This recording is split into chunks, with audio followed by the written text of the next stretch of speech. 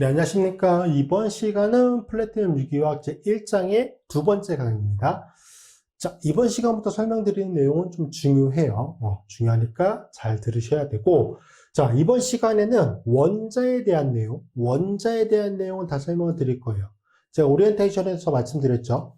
원자를 먼저 설명을 드릴 거고, 그 원자가 결합을 형성하고 분자를 만들잖아요. 그 다음에 이거 공부하고 나면 이제 결합에 대한 내용을 설명을 드릴 거고, 그 다음에는 이제 분자적인 내용을 설명을 드릴 거예요. 첫 번째, 이번 시간에 원자에 대한 내용이고, 요거를 뭐 중간에 좀 끊어서 하기가 애매하더라고요. 그래서 강의는 그냥 제가 쭉 연달아서 진행을 할 겁니다. 그래서 시간이 좀 걸릴 거예요. 아마 1시간 넘어갈 것 같은데, 중간에 여러분이 그냥 적당한 시점에서 끊어서 복습하시고 다시 공부하시고 그냥 쭉 이어서 들으시는 게 사실 흐름적인 측면에서 제일 좋긴 한데, 그건 여러분 상황에 따라서 이제 맞춰서 들으시면 돼요.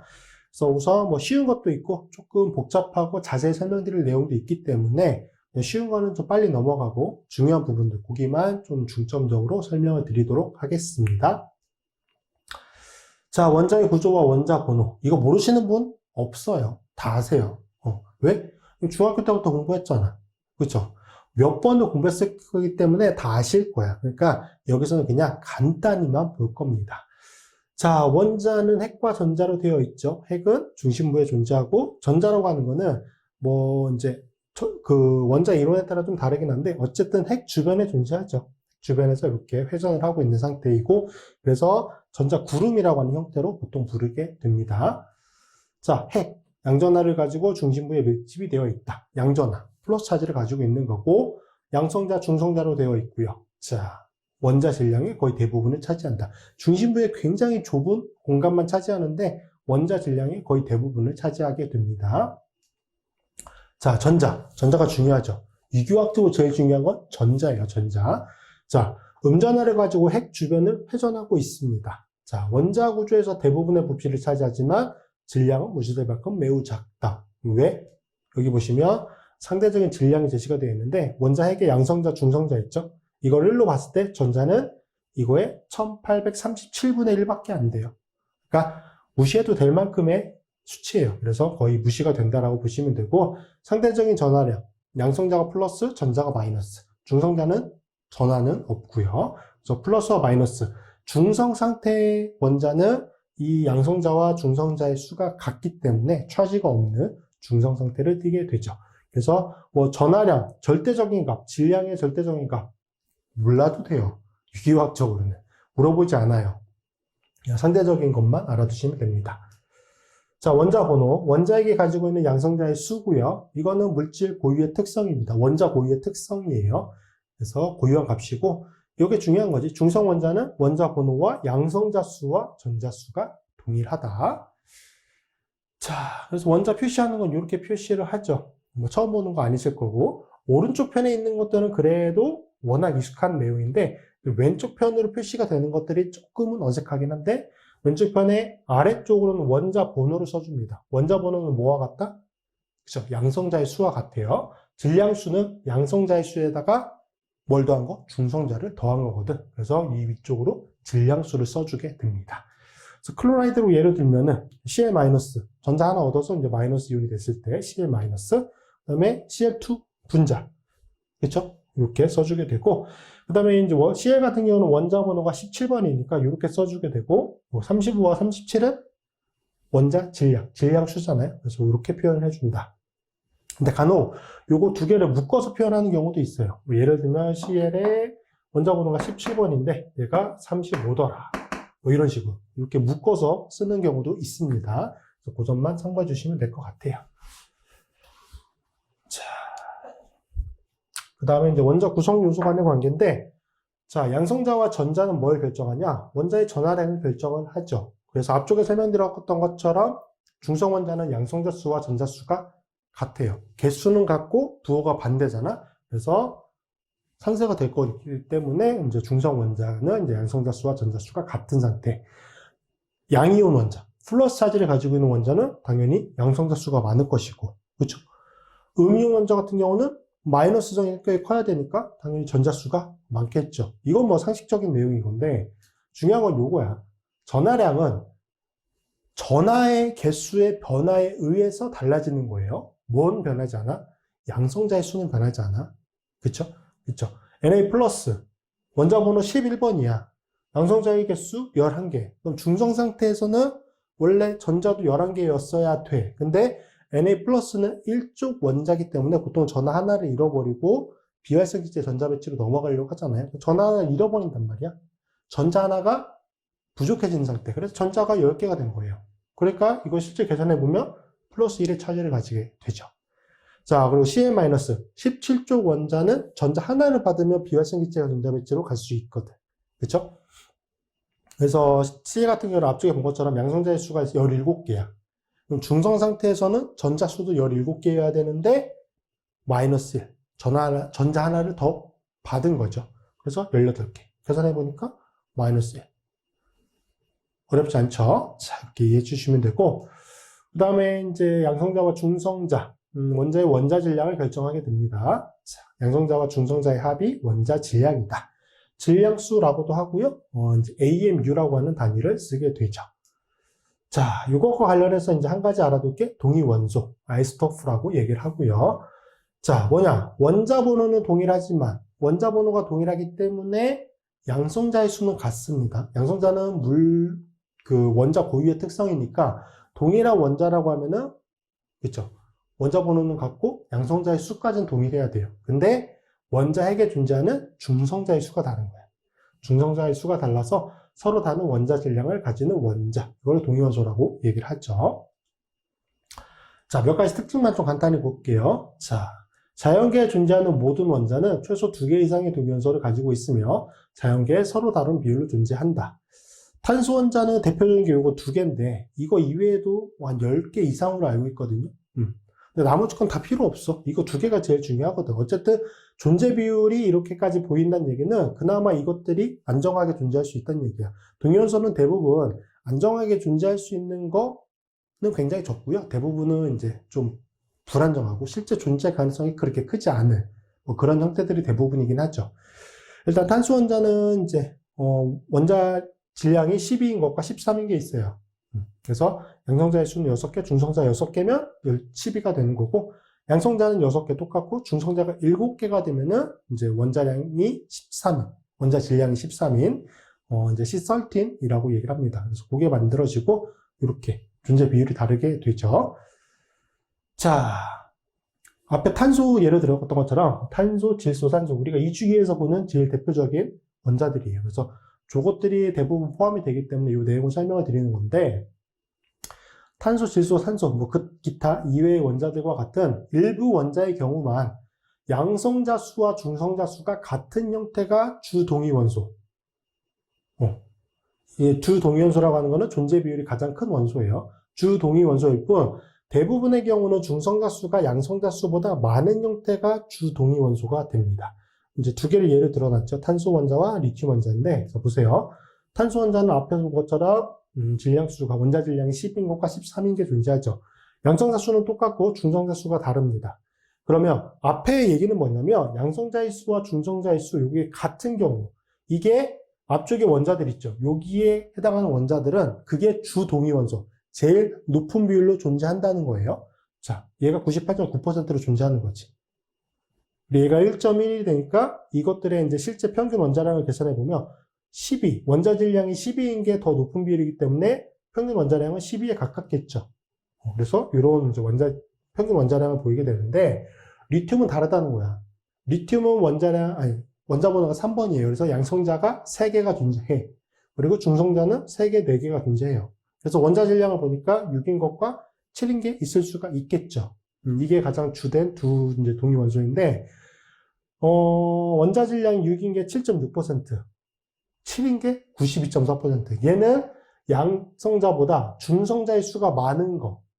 그죠? 이게 주동위원소가 되는 거고, 거의 대부분의 원자들이 양성자 수보다는 중성자 수가 많은 게 주동위원소가 된다는 거예요. 앞쪽에 여기에 해당하는 원자들을 제외하고. 근데 우리가 중요한 거 볼 건 탄소, 질소, 산소라는 거지. 오케이? 그래서 탄소, 질소, 산소 원자의 평균 원자 질량은 저 탄소, 질소, 산소 원자의 양성자 수 있죠. 그 양성자 수의 2배 한 거. 그러니까 원자 번호가 있을 거잖아. 원자 번호의 2배에 해당하는 평균적인 이제 원자 질량을 가지게 됩니다. 자, 그래서 그런 거겠네. 얘는 그래서 7에 가깝잖아요. 그래서 그 내용인 거고요. 자, 이제 수소원자가 조금 특이한데, 수소원자는 대표적인 동위원소가 3개예요. 그래서 보통 우리가 그냥 수소라고 부르는 수소. 이게 앞쪽에 경수소를 이제 의미하는 건데, 경을 뺍니다. 왜? 저걸로 대부분 존재하니까 그냥 수소를 대표할 때는 그냥 요거를 의미하는 거예요. 그 다음에 이제 중수소, 삼중수소 이런 것들이 있죠. 근데 수소는 특이하게 중성자가 없는 형태인 경수소가 주 동위원소예요. 거의 대부분 이걸로 존재하게 됩니다. 자, 보세요. 수소는 원자번호 1번이잖아. 그러니까 양성자 수는 다 1. 근데 중성자 수가 0, 1, 2가 돼요. 그러니까 원자 질량 계산해 보니까 1, 2, 3이네? 근데 제일 많은 비율은 뭐? 6, 5. 근데 얘는 뭐? 중성자가 없는 거. 지금까지는 앞쪽에 봤던 거, 제일 흔한 동위원소는 뭐였어요? 양성자 수보다 중성자 수가 많은 게 가장 흔했는데, 그리고 몇 가지 원자들은 양성자 수와 동성자 수가 같은 게 주동위원소였는데, 수소는 뭐? 없는 게 주동위원소더라. 그냥 가볍게 그냥 알아두시면 될 것 같습니다. 근데 이제 이게 중요한 거예요. 실제로 이제 동위원소를 이용해서 나중에 실험하는 것들도 좀 같은 내용을 포함이 되니까 그 실험적인 내용도 나오긴 하는데, 거기서 중요한 건 뭐냐면 자연계에 안정하게 존재 가능한 동위원소는 전자수가 동일해요. 그러니까 화학 반응이 일어날 때 제일 중요한 건 뭐? 전자라고 얘기를 했잖아. 그럼 전자의 개수가 동일하기 때문에 화학적인 성질이 거의 같다는 거야. 물론 이제 질량이 다르기 때문에 결합이 생성되거나 끊어지는 과정에서의 속도 차이는 날 수 있어요. 속도 차이는 날 수 있지만 화학적인 성격은, 그러니까 그 반응이 일어나면은 그냥 동위원소라고 해도 그 반응은 일어날 수 있어요. 뭐만 다른 거야? 속도적인 측면에서만 좀 차이가 날 수 있는 거죠. 그래서 이 내용까지 해서 동위원소에 대한 내용 이제 정리해 주시면 되고, 뒤쪽에 이거 관련된 문제 하나 풀어보고 그 다음 내용으로 넘어가도록 하겠습니다. 자, 1번 문제 보도록 하겠습니다. 질소 원자는 질량수가 14인 게 이제 주 동위원소가 되고요. 자, 14인 거 및 13인 동위원소가 존재한다. 각 동위원소에 대한 다음 질문에 답하시오라고 되어 있습니다. 자, 요거를 표현을 해보면 이제 원자를 나타내는 방식으로 표현을 해보면 질소 원자 같은 경우는 이제 원자 번호가 7번이잖아요. 그래서 질소 원자는 원자 번호가 7번. 이제 양성자의 수와 질소 원자가 동일하기 때문에 7 나타내 주시면 되고, 이 위쪽 편으로 이제 질량수를 표현해 주시면 되겠죠. 질량수가 14인 거, 그리고 13인 거, 이렇게 두 가지가 존재한다 라고 이제 표현을 할 수가 있죠. 그러면 이제 이게 나와 있는 것처럼 주 동위원소가 되는 거고요. 자, 그럼 A번부터 보시면 양성자의 수는 원자 번호와 동일하잖아요. 그래서 양성자의 수는 이제 질량수가 14인 거, 13인 거 모두 다 몇 개? 7개다 라고 하는 거 확인할 수 있고요. 자, 중성자의 수는 서로 다르죠. 중성자의 수는. 그래서 여기 질량수에서 이제 양성자의 수만큼 빼준 값이 중성자의 수가 되겠죠. 그래서 B번 같은 경우는 이제 질량수가 14인 거, 요거는 7이 되는 거고요. 자, 중성자의 수가. 자, 그리고 이제 질량수가 13인 거, 요거는 몇 개가 되냐면 6개가 되죠. 그래서 요 B번은 이제 2개가 서로 다른 값을 가지게 되고요. 자, C번 중성 원자의 전자수. 중성 원자이기 때문에 중성 원자의 전자수는 뭐와 동일하냐면 양성자의 수와 동일한 거고, 그 양성자의 수는 뭐와 동일하냐면 원자 번호와 동일하죠. 그래서 중성 원자의 전자수는 2개 모두 7개다 라고 표현을 할 수가 있습니다. 자, D번 족번호라고 되어 있는데, 자, 보통 이제 뒤쪽에서도 한 번 더 말씀드리겠지만, 우리가 주로 다루는 이주기 원자들, 이주기 원자의 경우에는 원자가 전자의 개수와 족번호가 동일합니다. 그리고 그 원자가 전자라고 하는 거는 이제 보통 이제 최외곽 전자, 가장 바깥쪽 껍질에 존재하는 전자. 여기는 이주기이기 때문에 이제 두 번째 L 껍질에 존재하는 전자수가 되겠죠. 자, 그 전자의 수와 족번호가 동일하게 되고요. 자, 질소원자 같은 경우는 이제 주기율표상 어디 존재하냐면 여기에 존재하게 되죠. 자, 그래서 요게 지금 이제 족을 나타내는 표현법인데 두 가지로 표현이 되어 있어요. 여기서처럼 이제 뭐 비활성기체를 예로 들면은 8A족, 그리고 이제 18족 이렇게 표현이 되는데 8A 쪽은 보통 이제 US 시스템이에요. 미국에서 주로 표현을 할 때 이제 이렇게 표현을 하게 되고 그냥 순차적으로 숫자로 나타내는 거 이게 IUPAC 시스템입니다. 뭐가 맞다 틀리다 이렇게 볼 수 있는 거는 아니고요. 이제 주로 사용하는 이제 방식이 지역에 따라서 좀 다르다. 그렇게 좀 보시면 될 것 같아요. 자, 그러면 질소원자 같은 경우는 원자 번호가 7번이기 때문에 여기 부분에 존재하게 되는 거고요. 여기에서 5A족 혹은 이제 15족 이렇게 표현을 할 수가 있겠죠. 그래서 질소원자는 지금 족번호로 보시면 5A족 혹은 15족 이렇게 나타내 주시면 될 것 같습니다. 자, 이제 다음으로 볼 게 이제 전자의 성격과 불확정성의 원리라고 되어 있는데, 이제 제일 중요한 전자에 대한 내용을 이제 본격적으로 좀 설명을 드릴게요. 자, 전자는 아시고 있는 것처럼 입자와 파동의 성격을 동시에 가지고 있습니다. 입자의 성격도 있고, 파동의 성격도 있고, 입자적인 성격은 이제 좀 에너지와 관련된 내용이죠. 근데 뭐, 유기화학적인 관점에서는 그렇게까지 중요하게 볼 건 아니고, 여기서는 이제 우리는 좀 파동이 오히려 좀 더 중요하게 볼 관점이기는 해요. 자, 빛의 속도와 유사하게 핵 주위를 끊임없이 돌아다니고 있다. 어쨌든 핵 주변에, 원자 핵 주변에 전자는 존재합니다. 자, 핵 주위에 존재하지만 입자의 운동과 운동량을 동시에 정확히 측정할 수 없다는 하이젠베르크의 불확정성의 원리에 따라서 특정 시점에 전자가 존재하는 정확한 위치는 알 수가 없어요. 없어요. 앞에 내용 다 몰라도 돼. 특정 시점에 전자가 존재하는 정확한 위치는 알 수가 없다. 원자 핵은 그 정확한 위치를 알 수 있어요. 지정할 수 있지만 전자는 그게 불가능하다는 거야. 전자는 그게 불가능하다는 거예요. 자, 그런데 전자가 중요하잖아. 그쵸? 그러면 그 전자의 존재에 대한 어떠한 해석이 필요할 거란 말이지. 그거를 하기 위해서 어떻게 하느냐? 그러니까 정확한 위치를 모르니까 이제 생각을 바꾼 거야. 자, 어쨌든 원자 핵 주변에 존재하기는 해요. 존재하기는 해.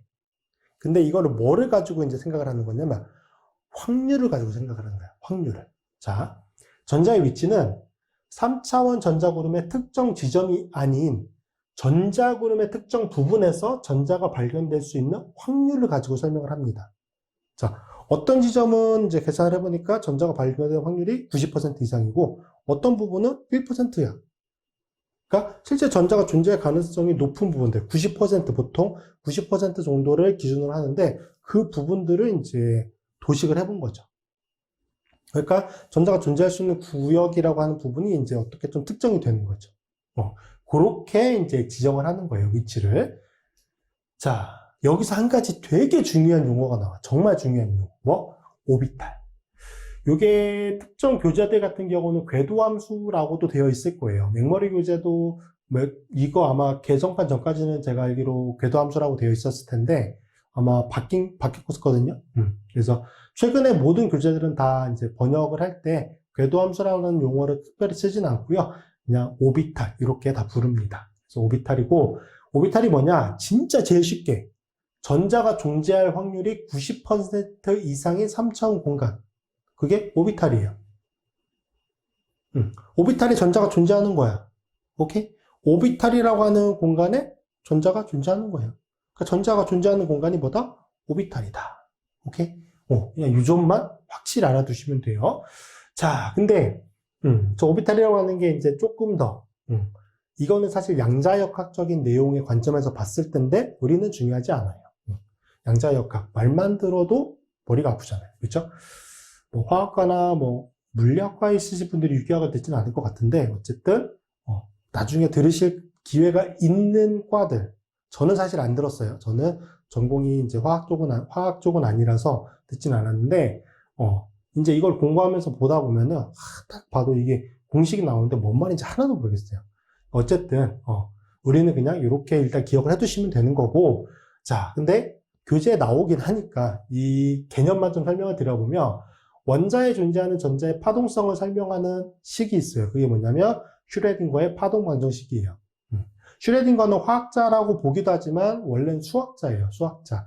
그리고 저 슈레딩거라고 하는 사람이 이제 이게 사실 미분 방정식이거든. 파동 방정식이라고 하는 게 미분 방정식을 이용해서 전자의 행동을 계산을 해보고 이제 했더니 너무 잘 설명이 되는 거야. 그래서 슈레딩거라고 하는 사람이 이제 그 미분 방정식을 이용해서 전자의 파동성을 설명을 한 거예요. 그래서 슈레딩거의 파동 방정식으로 얘기를 하는 거지. 근데 방정식이니까 뭐가 있어요? 해가 있어. 그러니까 전자의 그 뭐라고 할까? 활동, 전자 이동, 전자의 그냥 움직임, 그쵸? 쉽게 말해서 움직임 그런 거에 해잖아. 그러니까 이게 뭐냐면 파동식 방정식이 해가 되는데 얘는 그러니까 전자가 존재하는 거에 관련된 그거에 해라고 보시면 돼요. 그래서 영어로 이제 오비탈을 푸사이라고 얘기합니다. 푸사이. 식으로 이렇게 쓰고 이제 푸사이. 사이라고 읽는 경우도 있는 것 같은데 거의 대부분 푸사이라고 읽는 것 같아요. 교수님들은. 어쨌든 이렇게. 자, 중요한 건 뭐? 우리가 볼 건 요걸 하는 거야. 오비탈. 자, 근데 오비탈이라고 하는 게 전자가 존재할 수 있는 전체적인 공간을 의미하거든요. 근데 그 공간을 통으로 하나로 보기엔 좀 어려워요. 통으로 하나로 보기엔 좀 어려워. 이렇게 구분이 되어 있어. 구획이 되어 있어. 구획이. 그러니까 쉽게 말해서 이거를 제일 많은 예로 드는 게 뭐냐면, 그러니까 뭐 집 아니면 공간 이렇게 보는데 이렇게 생각을 해보세요. 오비탈이라고 하는 게 전자가 존재할 수 있는 전체 공간이잖아. 그거를 그냥 호텔이라고 생각해보세요. 호텔 안에 전자가 있는 거야. 근데 호텔이라고 하는 거는 거기에 이제 있는 그 객실들이 있을 거잖아요. 그죠? 각각의 객실들이 있을 거고, 걔들은 뭐 존재하는 층수도 다를 거고, 그 방마다 호수도 다르겠죠. 그러니까 똑같이 2층에 있어도 뭐 201호일 수도 있고 202호일 수도 있고 이렇게 구분이 되잖아요. 그렇게 생각하시면 돼. 그러니까 오비탈이라고 하는 전체적인 공간에 전자가 다수 존재해요. 전자가 다수 존재해. 그러니까 물론 원자의 크기가 작으면은 전자의 개수가 줄어들긴 하겠지만 수소 같은 경우는 단 하나만 존재하니까. 그렇죠? 물론 그만큼 그 존재할 수 있는 구역도 작아요. 근데 원자의 크기가 커지게 되면은 전자의 개수도 따라서 늘어나. 왜? 원자가 크기가 커진다는 얘기는 원자 번호가 커진다는 얘기고, 그럼 양성자의 수가 많아질 거고, 그 양성자의 수만큼 전자 수도 증가하잖아. 그쵸? 어쨌든 원자의 크기가 커지면 전자의 개수도 많아지고, 전자가 존재할 수 있는 공간이라고 부르는 오비탈도 그만큼 커져요. 그건 당연하겠지? 당연한 거예요. 그러면 그 전체적인 공간 안에 전자가 어떻게 이제 분포가 될 거잖아요. 근데 이게 무자기적으로 분포가 되느냐? 그렇진 않아요. 굉장히 체계적으로 분포가 돼요. 그리고 그 체계적이라고 하는 거는 전자가 존재하는 공간의 오비탈을 체계적으로 일단 분류를 합니다. 어떤 기준에 따라서 분류를 해요. 그렇게 해서 이제 오비탈을 분류를 하고 그 오비탈에 이제 전자를 채워 넣게 되죠. 오비탈에 전자를 채워놔요. 근데 서로 다른 오비탈에 있는 전자들은, 예를 들어서 서로 다른 오비탈에 있는 전자들은 같은 전자라고 볼 수는 없잖아. 형태적으로는 우리가 어떤지 알 수는 없지만 성격이 다를 거란 말이야. 서로 다른 방에 있으니까 서로 다른 성격이라고 우리가 지정을 해줘야 되잖아. 그렇죠?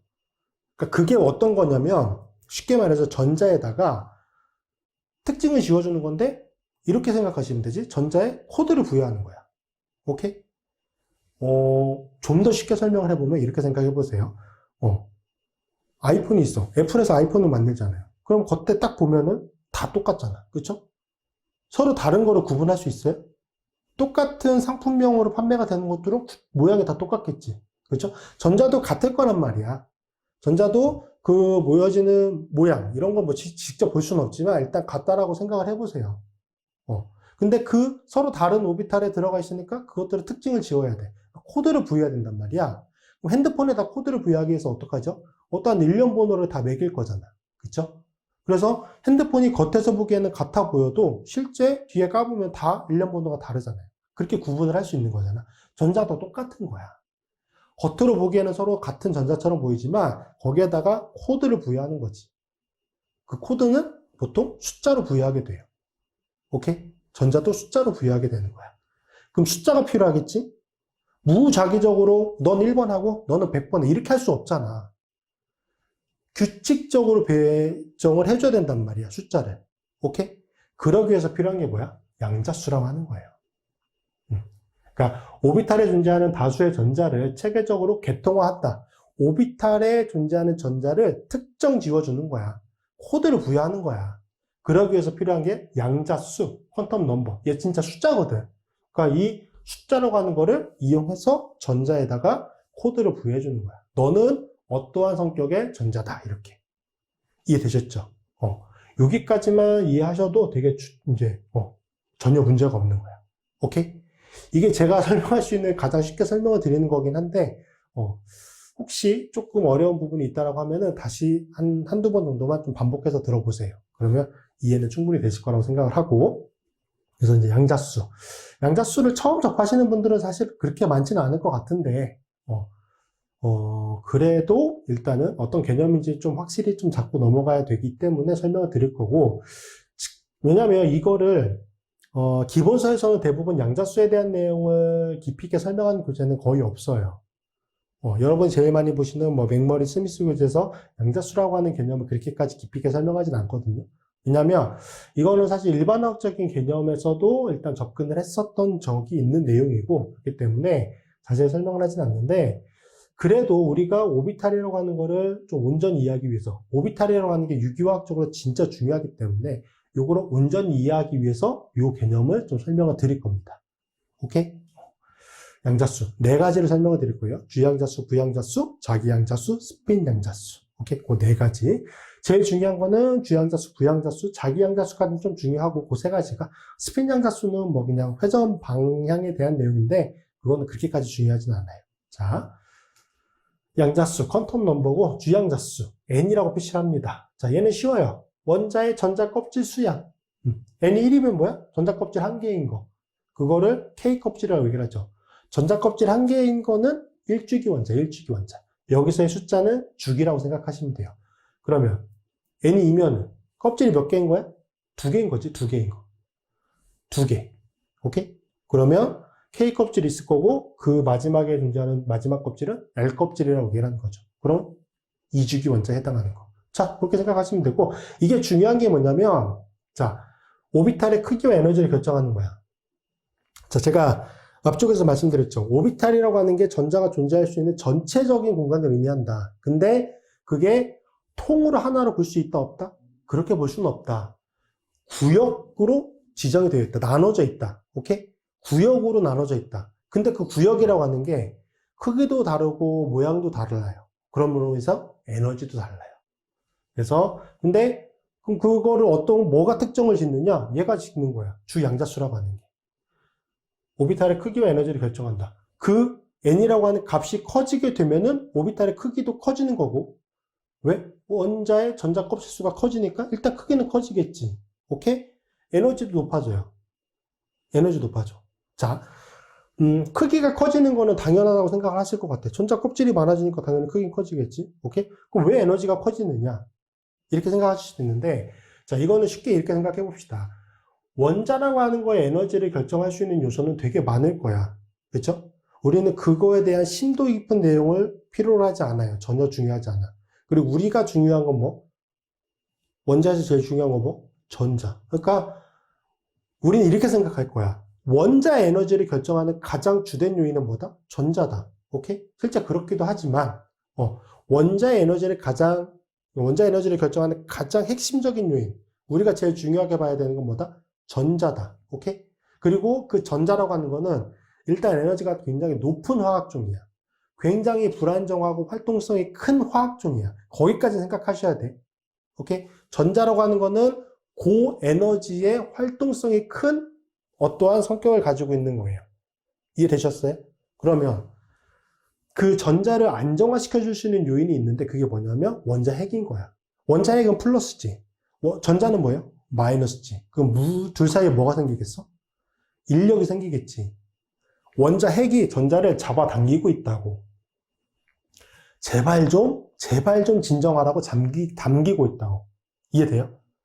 근데 원자의 전자 껍질수가 많아졌어. 그러면 전자 껍질이 예를 들어 하나였어. 그 원자핵과 그 전자 껍질이니까 그 전자 껍질에 전자가 존재할 거잖아. 그쵸? 이게 거리가 가까우면은 원자핵이 전자를 강하게 잡아당길 수 있단 말이야. 그러니까 활동성을 되게 낮출 수 있단 말이지. 강하게 잡고 있으니까. 오케이? 그런데 얘가 예를 들어서 6번이다. 그럼 전자 껍질이 6개네? 그럼 저 6번째 껍질에 가장 말단에 존재하는 전자가 있겠죠. 그러면 원자 핵으로부터 거리가 어때요? 되게 멀어지잖아. 그래 안 그래요? 거리가 멀어진단 말이야. 그러면 원자핵이 플러스적인 성격으로 전자, 마이너스를 당기는 힘이 어떻게 될까요? 당연히 약해질 수밖에 없지. 거리가 멀어지면. 그래서 에너지가 높아지는 거예요. 왜? 당기는 힘이 약해지면 저 전자라고 하는 거에 에너지가 어떻게 돼 있어? 커지겠지. 오, 자유네? 원자핵이 가깝게 당기지 않으니까, 오, 자유. 그쵸? 막 활동한단 말이야. 에너지 높은. 원래 고에너지였어. 그거를 원자핵이 낮춰줬던 건데, 원자핵이 그걸 낮춰주는 효과가 작으니까, 원래 가지고 있던 에너지만큼으로 활동을 하는 거죠. 이해되셨어요? 그래서 에너지가 높은 거야. 오케이? 그렇게 이해해 주시면 되고, 자, N은 어떤 값들을 가지고 있는지 보시면 되고, 자, N값이 커질수록 전자가 핵으로부터 멀리 떨어져 존재하기 때문에 지금 앞쪽에 설명드린 내용이에요. 에너지가 높아지게 됩니다. 자, 그 에너지에 대한 내용들이 나와 있어요. 이제 이게 식이지, 2에. 그래서 N이 1인 거부터 2, 3인 거. 이게 복잡한 식, 이거 뭔지도 잘 몰라요. 저는 잘 몰라요. 잘 몰라. 몰라도 돼. 자, 그리고 이제 여기 N제곱에 마이너스 13.6 일렉트론 볼트. 마이너스 13.6 일렉트론 볼트에 해당하는 값이 뭐냐면 요거예요. 이거를 바꾼 거야. 13.6 일렉트론 볼트를 킬로줄 퍼 몰 단위로 바꾸니까 1312 킬로줄 퍼 몰이에요. 오케이? 13.6 일렉트론 볼트가 킬로줄 퍼 몰 단위로 1312 킬로줄 퍼 몰이다. 오케이?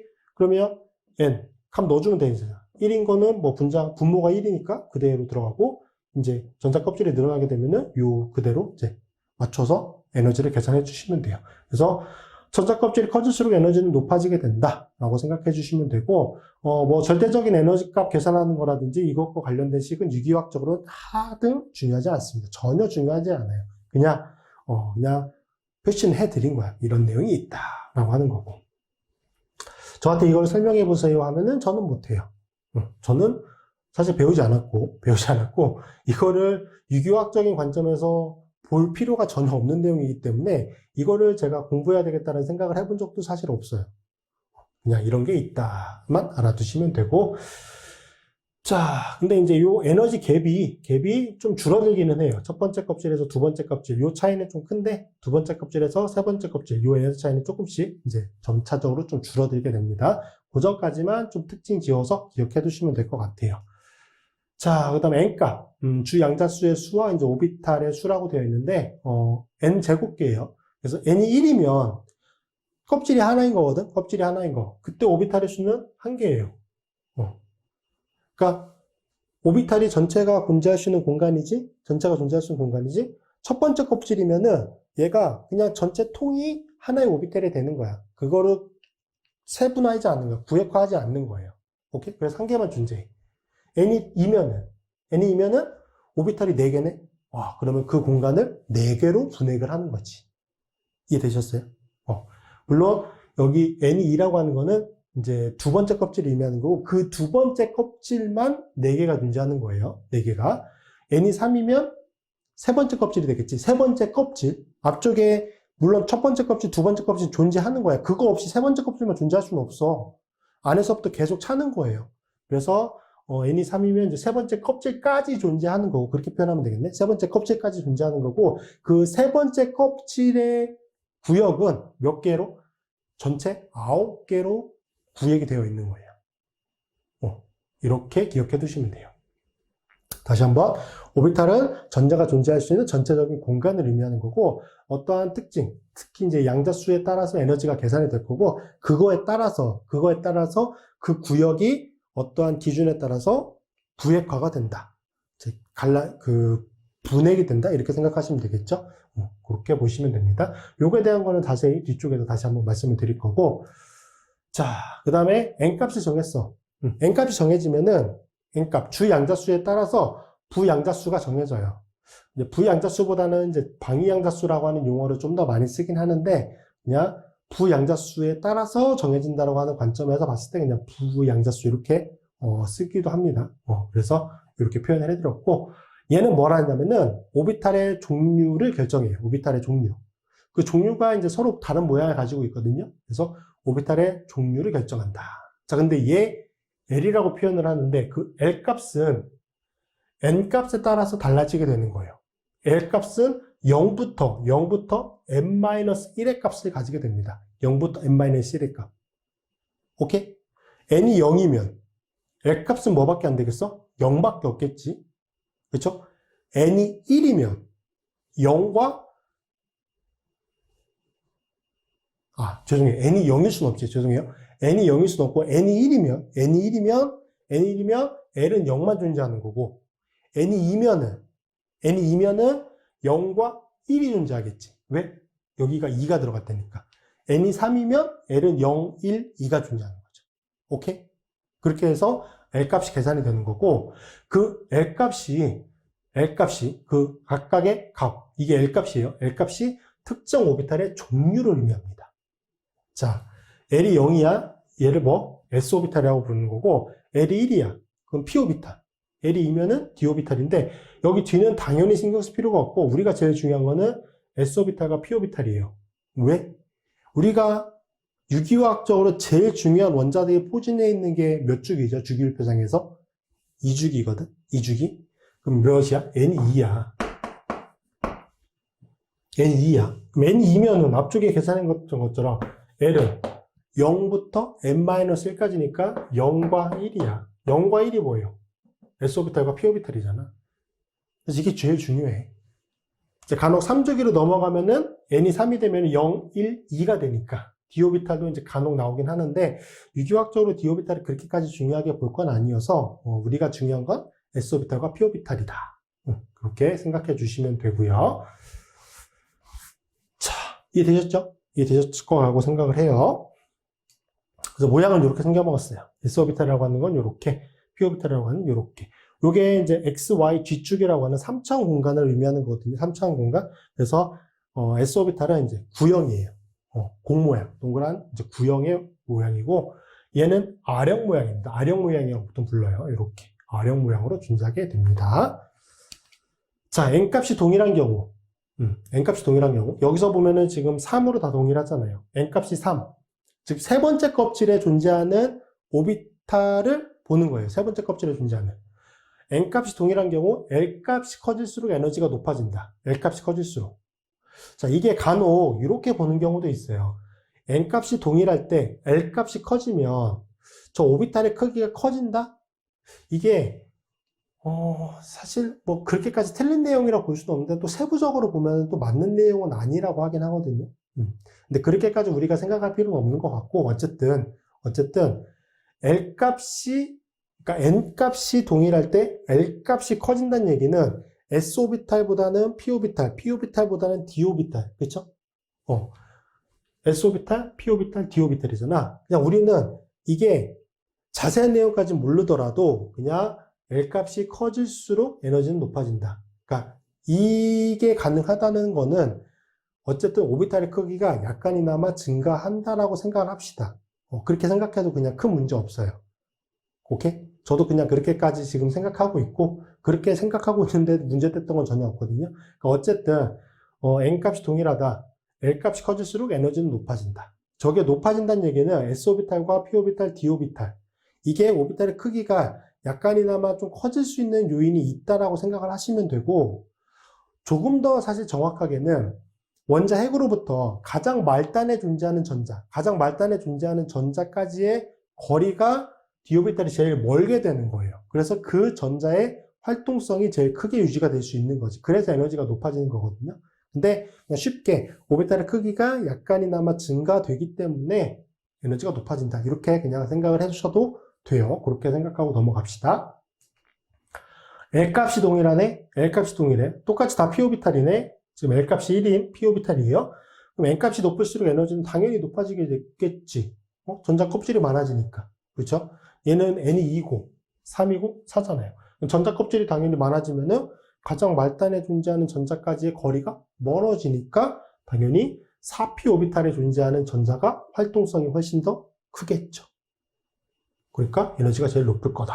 그래서 그렇게 기억해 두시고, 그 다음에 지금 N값을 계산했고, N값을 정했고, 그쵸? N값을 확인을 했고, 그 N값 따라서 L값이 정해졌어요. L값이 정해졌어.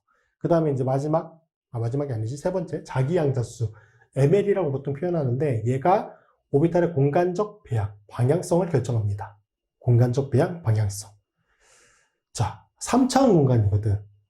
칠판과 같은 2D 평면이 아니라 2차원 공간이 아니라 3차원 공간이에요. 3차원 공간. 그래서 공간적 배양이 정해져요. 오비탈에 따라서 공간적 배양이 다르다고? 오케이? 그러니까 우리가 그냥 전자가 존재하는 전체 공간은 오비탈이라고 그냥 뭉뚱그려서 얘기하긴 하지만 세부적으로 들어가면은 그 오비탈에는 각각의 에너지가 다 다르고 모양이 다르고 이렇게 방향성이 다른 구획들로 존재한다고. 서로 다른 방들이 여러 개가 존재한다고요. 오케이? 서로 다른 에너지와 모양과 크기를 가지고 있는 여러 방들이 존재한다고요. 그렇게 생각하시면 돼요. 자, ml 값은 어떻게 계산이 되느냐? 마이너스 L부터 플러스 L 사이에 정수값을 가지게 됩니다. 정수값. 자, ml 값의 크기는 에너지와 무관해요. 이게 계산을 해보면 예를 들어서 L 값이 1이야. 그럼 ml은 어떻게 계산될까요? 마이너스 L부터 L까지라며. 거기에 정수값이라며. 이거 계산해보잖아요. 마이너스 1, 0, 1. 이렇게 세 개의 값이 존재하거든요. 그럼 마이너스 1은 값이 작으니까 에너지가 작을 것이고 1은 에너지가 이 셋 중에 제일 크니까 얘가 에너지가 더 높을 것이다. 이렇게 보는 관점이 아니라고. ml 값의 크기는 뭐? 에너지와 무관해요. 얘들 에너지 어떻게? 다 동일해. 에너지 다 동일해. 왜? 모양이 같거든. 얘 모양이 같아요. 얘는 모양이 같아. 왜 모양이 같지? L이 1로 동일하잖아. L이 뭐였어? 오비탈의 모양을 정하는 거죠. 종류가 어쨌든 모양이거든요.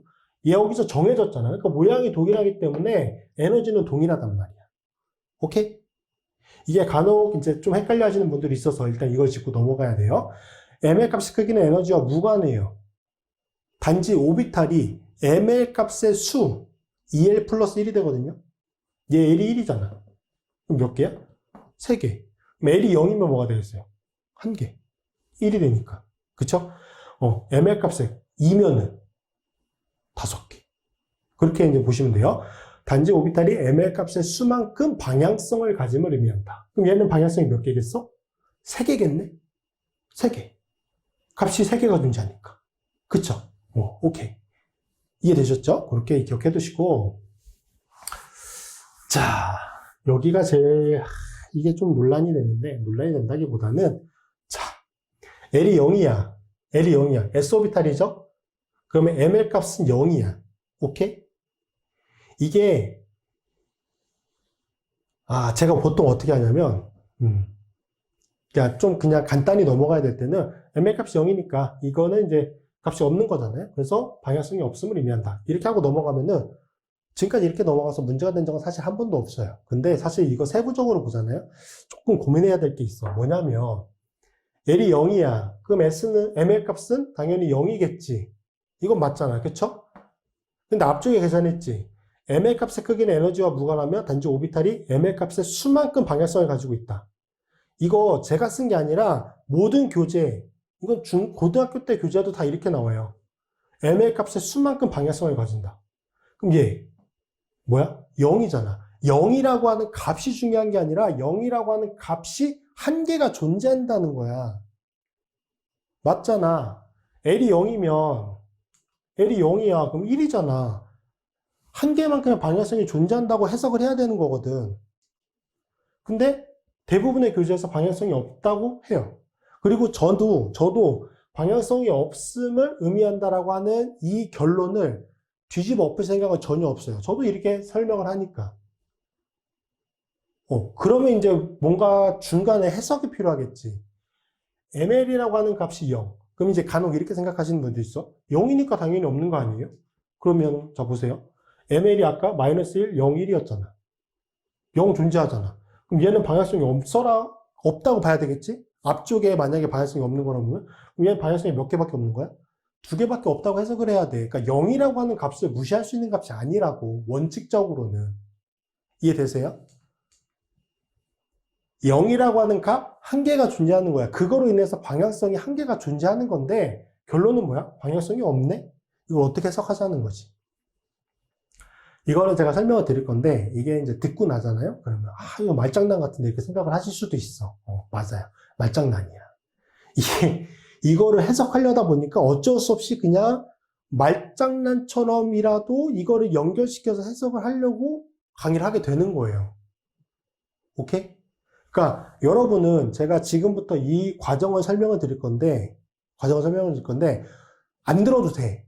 그냥 ML이 0이다. 그러면 얘는 방향성이 없다. 왜? 우리는 S오비탈이잖아. S오비탈이 공간상 어떤 배양을 가지고 있는지 일단 결론은 알고 있어. 뭐야? 구형이야. 구형은 수학적으로 정확히 어떻게 보는지 모르겠는데 방향성이 없다고 보는 것 같아요. 방향성이 없다고 보는 것 같거든? 그래서 구형이기 때문에 방향성이 없다. 그냥 해석을 이렇게 하면 돼. 그리고 저도 지금까지 이렇게 했었고 대부분의 강사들이 다 그렇게 해요. 그거를 여러분이 그러니까 학생들이 그거에 대해서 뭐 이제 질문을 하거나 그런 경우는 사실 거의 없어요. 왜? 이거 그냥 쉽게 넘어가는 내용이긴 하니까. 근데 몇 명은 있어. 이게 맞는 내용인가? 방향성이 없나? 하나 있어야 될 것 같은데? 이제 여기서 이 생각이 들면은 이제 애매해지는 거야. 그래서 이제 이렇게 한번 설명을 드려볼게요. 자, 일단 방향성이라고 하는 거를 조금 정의를 해야 돼. 오비탈이라고 하는 게 확률로 설명이 되는 거잖아. 90% 이상의 확률로 전자가 존재할 수 있는 공간이 오비탈이잖아. 확률적인 거거든? 그러면 저 방향성이라고 하는 거는 어떻게 해석을 하는 거냐면, 확률적으로 접근을 하는 건데, 그러니까 존재할 수 있는 확률적인 걸로 접근을 하는 건데, 원자 핵으로부터 동일한 확률로 전자가 존재할 수 있는 공간들, 그것들을 공간상 도식을 했더니 어떠한 특정한 축에 대해서 방향성이라고 하는 게 존재했었던 거야. 특정한 축에 대해서. 그 축에 대해서 어떠한 방향성이 보였던 거야. 그래서 그걸 우리가 뭐라고 해석을 한 거야? 방향성이라고 해석을 한 거예요. 오케이? 그러면 말씀드렸다시피 ML이라고 하는 값은 0이고 0은 한 개의 값이 존재하는 거야. 그러면 하나의 방향성이 존재해야 되는데 그 하나의 존재하는 방향성 이거를 확률적으로 해석을 해보자는 거지. 오케이? 그러면 자 보세요. 공간상 전자가 존재할 가능성이 유사한 부분 뭐 똑같다고 볼 수도 있지만 그냥 좀 더 폭넓게 유사한 거의 같은 값을 가지고 있는 그 공간을 도식을 해봤더니 방향성이 딱 하나밖에 없네. 근데 이제 요게 제일 조금 이제 여러분이 받아들이시기 어려울 수도 있을 것 같은데 방향성이 하나다. 그러면 이게 진짜 이 3차원 공간에서 어떤 딱 방향 하나로만 존재한다. 이렇게 보기가 좀 어려울 것 같고 내가 볼 때 그게 더 어려울 것 같고 이렇게 해석을 했어요. 저는. 어떻게? 방향성이 하나라는 얘기는 이게 공간상 존재 어떤 방향으로 보든지 그 존재 확률이 똑같기 때문에 그거를 하나라고 해석을 한 거야. 하나라고 해석을 한 거야. 이게 맞는 해석인지 아닌지는 저도 잘 모르겠어요.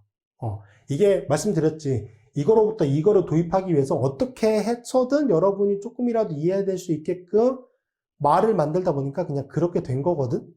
근데 또 해놓고 나서 이렇게 좀 읽어보면은 좀 그럴듯하기도 해. 근데 해석은 여러분께 맡길게요. 자, 어쨌든 이 결론은 바뀌지 않을 거야. 결론은 그냥 이대로예요. 대부분의 교재에서 이렇게 다 설명을 하고 있고 이걸로 문제 삼은 경우는 사실 거의 없기 때문에 저보다 뛰어난 강사분들도 다 이렇게 설명을 해요. 이거 제가 이거 강의할 때 이 부분은 진짜 한 10번 이상을 찾아봐요. 또 새로운 뭐 좀 해석이 괜찮은 게 있나. 사실 거의 없어요. 그러니까 저도 어쩔 수 없이 그렇게 해석을 하는 거야. 자, 어디까지 했냐면 어느 방향에서 보든 공간상 3차원 어느 축에 대해서 보던 전자가 존재할 확률이 다 똑같네? 그렇기 때문에 이거는 방향성이 하나인 거라고 보는 거예요. 하나인 거라고. 그러니까 방향성이 하나라고 하는 게 어떠한 진짜 특정 축에 대해서 그 공간만 딱 존재하는 거기만 전자가 존재한다 이렇게 보기에는 더 어려울 것 같고 어느 방향에서 보던 그 확률이 똑같기 때문에 그냥 이거는 방향성이 하나다 이렇게 해석을 했던 거야. 그 결론이 이거인 거지. 그쵸? 근데 이게 모양을 보니까 구형이네? 얘는 어느 방향에서 보던 확률이 다 똑같잖아. 그쵸? 지금 이제 이 2D로 그려졌으니까 이게 원처럼 보여지지만 공간상 보면은 구형이잖아. 동그란 공이잖아, 공. 그럼 어디 쪽으로 보든 다 확률이 다시 똑같단 말이야. 그러니까 존재할 수 있는 확률이 모두 다 동일하기 때문에 그냥 방향성이 하나다 이렇게 해석을 했던 거예요. 이렇게 해석을 하려고 하는 거야. 정확히 말하면. 그렇게 해서 모양을 보니까 이게 9네? 근데 이 9를 수학적인 관점에서 보니까 얘는 방향성이 없는 거야. 이렇게 돼서 이렇게 나온 거야. 방향성이 없다. 말씀드렸다시피 좀 말장난 같죠. 이것도 근데 만들려다 보니까 어쩔 수 없이 그렇게 크게 안 만들어져. 그래서 이거를 다르게 표현하는 선생님은 있어요. 자, 방향성이 없다. 이렇게 보는 게 아니라 방향성이라고 하는 게 의미가 없다. 방향성이라고 하는 걸 볼 필요가 없다. 방향성이라고 하는 의미가 없다. 이렇게 보는 경우도 있거든요. 사실 뭐가 맞는지 모르겠어. 그리고 이제 제가 여러분께 설명드릴 수 있는, 그냥 진짜 깊이 있게 설명드릴 수 있는 내용은 이게 단데, 이게 말씀드렸다시피 정말 정확히 관점에서 보는 건지 이거는 저도 확신은 없어요. 확신은 없고, 그래서 말씀드렸던 것처럼 이거는 그냥 이 결론만 알고 있어도 괜찮다. ML이라고 하는 게 0이면 이거는 S 오비탈이잖아. 그러니까 우리가 모양을 가지고 생각을 하자고. 결론을 알고 있으니까. 구형이야, 구형. 그래서 이거는 방향성이 없다라고 본다. 그냥 이렇게 생각하시면 될 것 같아요. 그러니까 여러분이 한번 잘 생각을 해보세요. 이 값을 무시할 수는 없어. 이거는 맞거든. 이 값을 무시할 수는 없는데, 그냥 이게 무시할 수 없는 값이긴 하지만, 형태적으로 봤을 때 구형이니까 방향성이 없다라고 보는 거죠. 그렇게 기억을 해두세요. 그래서 여기 내용은 안 나옵니다. 여기 내용은 안 나와요. 그래서 모양은 구형이야. 그래서 첫 번째 껍질이고, 그 다음 이제 두 번째 껍질이 존재하는 건, 두 번째 껍질은 첫 번째 껍질이 존재하고, 그 다음 두 번째 껍질이야. 건너뛸 수 없어요. 첫 번째 껍질 없으면 두 번째 껍질이 첫 번째 껍질이 되겠지, 당연히. 그러니까. 그리고 이제 첫 번째 껍질과 두 번째 껍질 사이에 여기 부분이 이제 전자가 존재하는 공간들을 의미하는 건데, 전자 밀도가 제로인 부분이 있어요. 그러니까 첫 번째 껍질에서 두 번째 껍질까지 그냥 어떠한 구획 없이 그냥 전자가 다 존재하는 게 아니라, 첫 번째 껍질에 전자가 존재할 수 있는 공간이 있고, 두 번째 껍질에는 첫 번째 껍질과 두 번째 껍질 사이에 전자가 존재하지 않는 공간이 있어요. 그 다음에 두 번째 껍질에 전자가 존재하는 거야. 이렇게. 그리고 세 번째 껍질도 똑같아요. 두 번째 껍질과 세 번째 껍질 사이에 이렇게 전자밀도가 제로가 되는 지점이 반드시 있습니다. 그래서 구역이 구분이 되는 거야. 여기는 첫 번째 껍질에 S오비탈 공간이네. 여긴 두 번째 껍질에 S오비탈 공간이네. 여기 세 번째 껍질에 S오비탈이라고 하는 공간이네. 이렇게 구분이 될 수 있는 거지. 이게 만약에 이런 제로가 되는 지점 없이 전체 다 연결이 돼봐. 그럼 이게 어디가 첫 번째고 두 번째고 이걸 알 수가 없잖아요. 그러니까 확실히 구분이 된다라고 하는 거 기억해 두시고, 그 다음에 여기는 좀 깔끔하죠. 자, L이 1이다. 그러면 아까 계산한 것처럼 ML은 -1, 0, 1이에요. 이거 3개잖아? 값이 3개잖아? 그쵸? 그래서 P 오비탈은 3개의 방향성을 갖는 오비탈로 존재한다. 공간상 이게 전자가 존재할 수 있는 확률이 같은 구역들을, 같은 그 공간상 범위를 확인을 해봤더니 3개의 방향성을 갖더라는 거야. 이렇게. 여기는 X축에 대해서 여기에 확률이 있는 거지. 그럼 이제 뭐 Y축, Z축에 대해서는 이제 그 확률이 떨어지는 거고. 그쵸? 여기는 PG라고 하는 축에 대해서 전자 확률이 높은 거고, 전자 존재 확률이, 여기는 Y축에 대해서. 그래서 PYX, PG, PY라고 하는 3개의 오비탈로 존재하는 겁니다. P오비탈은. 자, P오비탈이라고 하는 게 그 오비탈을 전체 의미하는 거고, 그 P오비탈은 세분화하면은 3개가 있는 거야. P, X, Y, G라고 하는 오비탈 3개가 존재하는 거예요. 근데 이거는 모양은 똑같아요. 모양은 똑같아. 뭐만 달라? 공간상 방향만 다른 거야. 오케이? 어떤 건 X축에 대해서 향하고 있는 거고, 어떤 건 Y축에 대해서 향하고 있는 거고, 그 아령 모양의 오비탈이 하나는 G축에 대해서 향하고 있는 거고. 이해되셨죠? 모양은 이렇게 덤벨 쉐입이라고 되어 있는 이제 아령 모양인 거고요. 자, L이 2다. 그럼 -2부터 -1, 0, 1, 2잖아. 그러니까 얘를 무시할 수 없는 값이라고. 0이라고 하는 값도 하나의 값으로 봐야 된다고. 그러니까 얘는 5개거든. 그래서 이렇게 5개의 오비탈로 우리가 부르게 되죠. 그래서 공간당 5개를 향하고 있는 거야. 이렇게. 근데 D오비탈의 모양 정확히 알 필요는 없어요. 뭐 네이클로버 같은 모양이라고 얘기를 하고, 얘는 도넛을 뚫어놓은 모양이라 이렇게 얘기를 하거든요. 그냥 그런 모양이다 라고 생각해 주시면 되고, 그냥 개념만 좀 알아두시면 될 것 같고, 앞쪽에 설명드렸던 것처럼 S오비탈은 그 값이 0이어서 사실 방향성이 하나가 존재하는 것처럼 그러니까 하나 존재한다라고 설명을 하는 게 맞는 것 같아요. 맞긴 한데 결론은 방향성이 없다라고 생각을 하시면 돼. 오케이? 그렇게 받아들여 주세요, 그냥. 자, 그 다음에 마지막 스핀 양자수예요. 스핀 양자수. 하나의 오비탈에 들어있는 두 개 전자의 스핀 방향을 결정합니다. 회전 방향이 다른 거야. 전자는 원자 핵 주변에 이제 회전을 하죠. 주변을 하잖아. 그러니까 이게 그렇게 생각하면 돼. 지구라고 하는 게 돌잖아. 그쵸? 이렇게 돌잖아. 근데 지구가 어느 축에 대해서 돌기도 하지만, 어느 이제 그 중심에 대해서 이렇게 존재하기도 하지만, 자기 자신이 돌기도 하잖아요. 그러니까 얘는 자기 자신이 도는 거거든. 오케이? 그래서 전자가 이런 회전성을 갖는데 그 회전성의 방향은 서로 다르다라고 하는 거예요. 다르다라고 하는 거 기억해 두시면 됩니다. 스핀 양자수는 여기서 설명하진 않고요. 뒤쪽에 아마 뭐 분광학 이런 쪽에서 나오는, 주로 이제 그쪽에서 좀 설명이 될 수도 있을 것 같긴 한데, 어쨌든 이렇게 네 가지로 구분을 한다. 양자수라고 하는 건. 그래서 이렇게 이제 정리를 해드렸죠. 그래서 주양자수, 부양자수, 자기양자수, 스핀 양자수 표현은 어떻게 되는지, 그 값은 어떻게 되는지, n으로부터 l 값이 정해지는 거고, 그 l 값에 따라서 ml 값이 정해져요. 그리고 이 세 개는 깊이 연관이 되어 있는 거예요. 깊이 연관이 되어 있어요. 얘는 좀 별개지. 요거 세 개는 깊이 연관이 되어 있고, 오비탈의 사이즈와 에너지 레벨을 결정하게 되고, 오비탈의 쉐입, 종류, 모양, 요거를 결정하는 거고요. 얘는 오비탈의 오리엔테이션, 공간상 배양을 결정을 한다. 오케이?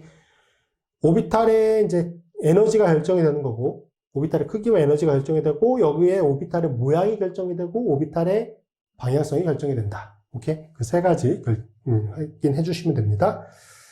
자, 그래서 n이 1이고, l이 0이고, ml이 0이고, number of 오비탈. 오비탈 몇 개? 한 개. 왜? l이라고 하는 게 0이니까 s 오비탈만 존재하잖아요.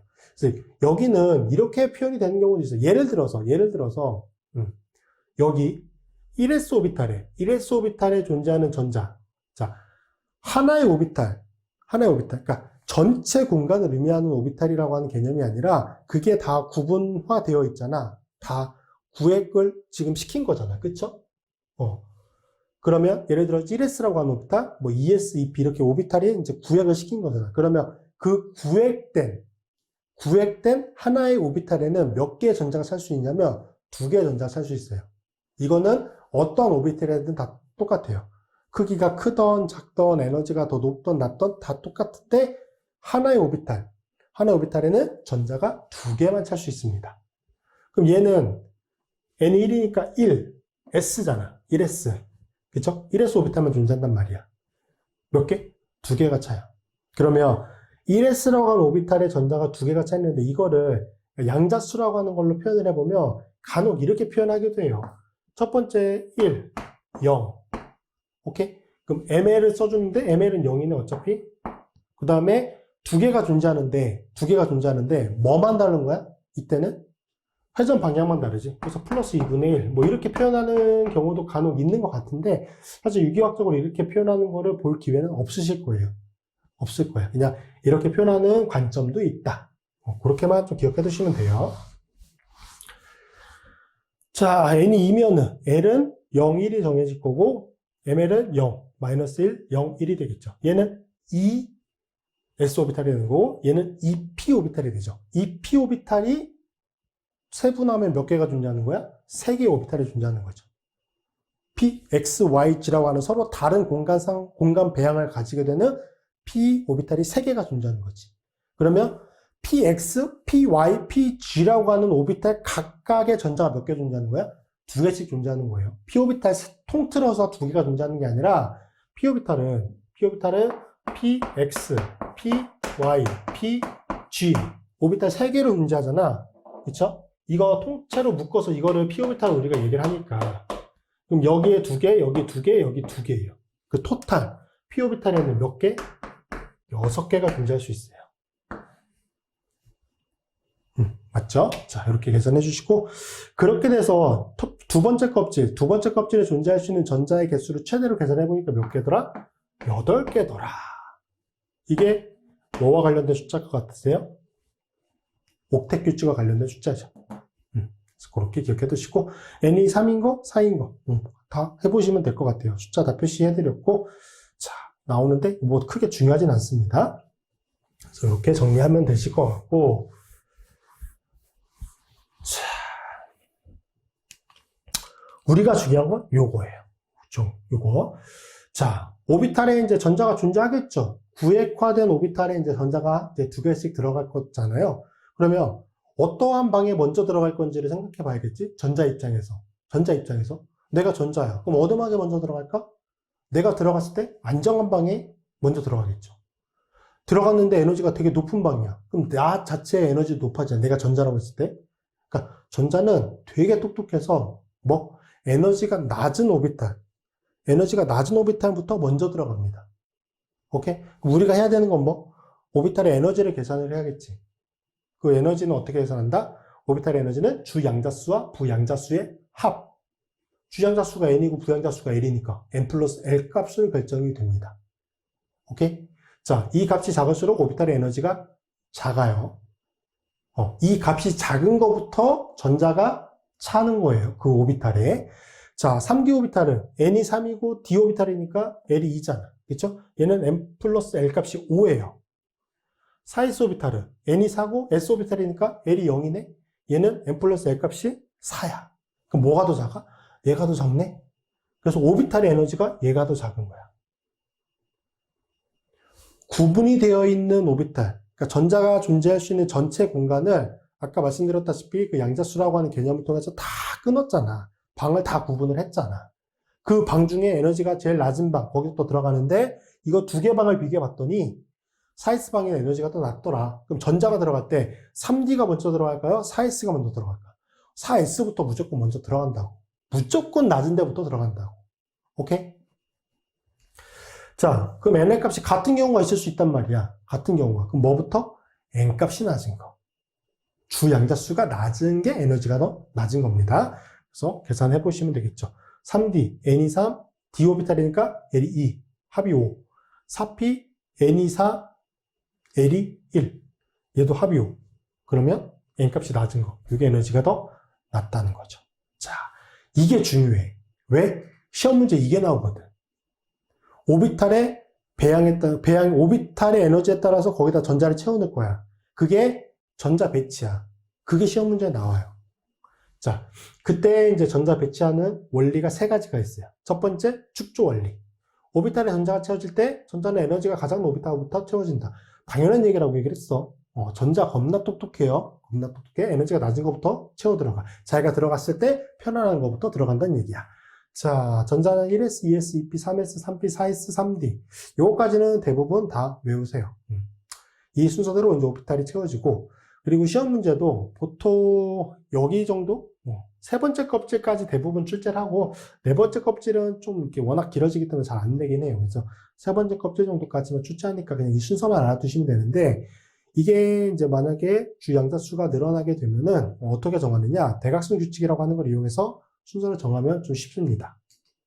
자, 뭐냐면 n이 1, 2, 3, 4, 5, 6, 7. 그럼 1, 여기 숫자가 주양자수를 의미하는 거잖아요. 그 다음에 얘는 s오비탈이고 p오비탈이고 d오비탈이고 f오비탈이에요. 그러면 l이 0, 1, 2, 3인 거지. s오비탈이 l이 0인 거, p오비탈이 l 1인 거, 2인 거, d, 3인 거, f. 이렇게 정할 수 있잖아요. 이렇게 해서 숫자적으로 쓴 거야. 1s, 2s, 2p, 3s, 3p, 3d. 그쵸? 4s, 4p, 4d, 4f까지. 이렇게 쭉 써주면 돼요. 그 다음에 오비탈의 에너지는 어떻게 결정이 된다? 오른쪽 끝에서부터 대각선으로 내리면 됩니다. 1s, 그 다음에 2s, 순서대로. 2p, 3s, 그 다음에 3p, 4s, 그 다음에 3d, 4p, 5s. 이렇게 에너지가 결정이 됩니다. 쭉쭉 내려주시면 그 순서대로 이제 에너지가 결정이 된다라고 보시면 되고, 대부분 거의 여기 정도까지 해서 끝나는 것 같아요. 대부분 여기 정도까지 해서 그렇게 기억해 두시면 되고, 이게 정확히 표현이 되어 있는 게 뭐예요? 주기율표야. 진짜 과학적이에요. 자, 1s, s오비탈이 몇 개 찰 수 있어? 2개 찰 수 있죠. 1s 2개 차면은 그다음 뭘로 넘어가? 1s 다 쳤잖아. 그다음 뭐? ES네? ES. 다 찼어. 그 다음에 두 번째 껍질은 s오비탈도 존재하지만 뭐도 존재? p오비탈도 존재하잖아. 그 p오비탈은 p, x, y, g고 각각의 오비탈마다 전자 2개 찰 수 있으니까 토탈 몇 개 찰 수 있어요? 6개 찰 수 있잖아. 6개 다 채운다고. 하나, 둘, 셋, 넷, 다섯, 6개. 그러면 두 번째 껍질까지 다 찼네? 그럼 어떻게 넘어가? 세 번째 껍질 넘어가야지. 3s. 그럼 3p. 오케이. 그 다음에 4번째 껍질에는 s오비탈, p오비탈. n이 3이니까 L이 0, 1, 2잖아요. 2도 존재한다고. L이 2인 게 존재한다고. L이 2인 게 뭐야? d오비탈. d오비탈은 에너지가 어떻게 되는 거야? d오비탈이 여기 있잖아. d오비탈은 4s오비탈보다 에너지가 높아요. 4s보다 에너지가 높아. 계산해보면. 그래서 뭐부터 와? 4s부터 오는 거야. 그 다음에 3D를 채우는 거지. 그쵸? 이제 여기 부분은 이제 전이금속 부분이 되는데 3D 오비탈이 차고 그 다음에 4P, OS, 4D, OP 이런 식으로 이제 정해지는 거죠. 근데 우리가 대부분 다루는 거는 여기 부분에 있거든. 여기 부분. 그래서 여기까지 주로 다룰 필요는 없고 전자배치를 쓸 때 4주기 이상 같은 경우는 원자번호를 우리가 모르는 경우들이 좀 종종 있을 수 있어요. 뭐 주실 수도 있는데 안 주고 문제를 출제한다라고 보면은 대부분 여기 안에서 다 출제를 하실 겁니다. 그래서 그 점은 참고해 주시면 되고 자, 그 다음에 한 오비탈에는 최대 2개의 전자를 채울 수 있고 이들은 서로 다른 스핀 양자수를 가진다. 뭐가 다른 거야? 플러스 2분의 1인지 마이너스 2분의 1인지 그건 절대 같을 수가 없어요. 절대 같을 수가 없어요. 그래서 아까 예를 들어서 1s 오비탈에 전자 2개 찰 수 있잖아. 그러면 양자수 개념으로 1, s오비탈이니까 0, s오비탈이니까 L이 0인 거고 그럼 L의 값도 0이겠지. 0. 그 다음에 여기에 하나는 플러스 2분의 1인 거고 똑같이 1, 0, 0, 마이너스 2분의 1인 거야. 이게 뭐야? 둘 다? 1s 오비탈에 존재하는 전자 2개. 하나를 의미하는 거거든. 뭐가 다른 거야? 회전 방향이 서로 달라요. 그래서 한 오비탈에는 최대 2개의 전자가 찰 수 있고 이거 전자 하나, 이거 전자 하나예요. 이걸 어떻게 표현해? 1s라고 하는 거 이렇게 가로축으로 그으면 하나는 플러스 2분의 1이다. 뭐 정해져 있는 건 아닌데 보통 전자 하나를 이런 방향으로 표현해주면 나머지 하나는 어떤 방향으로 표현하냐면 이게 회전 방향을 의미한다고 보시면 되거든요. 그래서 하나는 이렇게 표현합니다. 서로 다른 회전 방향을 가지고 있다. 이게 같은 방향으로 그리는 경우는 없어요. 그거 잘못 그려진 거야. 이렇게 표현이 된다. 자, 이는 한 원자에 들어있는 어떤 전자도 동일한 4개의 양자수를 가질 수 없음을 의미한다. 뭐가 달라? 같고 같은데 이게 다르잖아. 오케이? 무조건 같은 건 있을 수 없다. 그러니까 코드가 부여될 수 있는 거지. 코드를 부여했는데 서로 다른 물건인데 코드가 같아. 그럼 뭐야? 그건 코드로서의 자격이 없는 거야. 그렇죠? 그러니까 양자수라고 하는 거는 전자의 코드를 부여할 때 가치가 있는 거지. 왜? 어떠한 값도 같은 전자가 같은 양자수를 갖지 않으니까. 이해되셨죠?